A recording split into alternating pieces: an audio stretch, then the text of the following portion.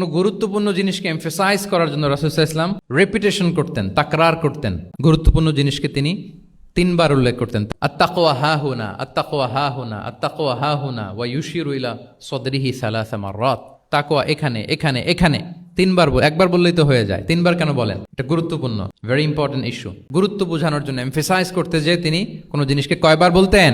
3 বার। বিদায় হজের ভাষণ যখন দিলেন, ভাষণ দেয়া শেষ, এবার বলতেছে আল্লাহুম্মা হাল বাল্লাগতু, আল্লাহুম্মা হাল বাল্লাগতু, আল্লাহুম্মা হাল বাল্লাগতু, আল্লাহুম্মা ফাশহাদ। 3 বার বললেন যে আল্লাহ আমাকে যা পৌঁছাতে বলেছেন, হে মহাসমাবেশ তোমরা বলো আমি কি পৌঁছাতে পেরেছি? আমি কি ঠিকঠাক পৌঁছালাম? আমি কি সব তোমাদেরকে বলেছি? সাক্ষ্য দাও, সাক্ষ্য দাও। সবাই বললো ইয়া রাসূলুল্লাহ, আল্লাহ যেমনটি বলেছেন সব আপনি আমাদের কাছে পৌঁছে দিয়েছেন, কিছু লুকোচুরি করেন নাই, কিছু লুকান নাই। তাহলে 3 বার জানতে চাইলেন। এটা রাসূল সাল্লাল্লাহু আলাইহি ওয়াসাল্লামের একটা গুরুত্বপূর্ণ অভ্যাস ছিল, যে যেটাকে তিনি এমফেসাইজ করতে চাইতেন, যেটা গুরুত্বপূর্ণ কোনো বিষয়, এটাকে তিনি রিপিট করতেন বারবার, সাধারণত 3 বার। তাহলে গুরুত্বপূর্ণ জিনিসগুলো আমরা বারবার বলবো, যাতে আমাদের শিক্ষার্থীরা সহজে সেটা মুখস্থ করে ফেলতে পারে।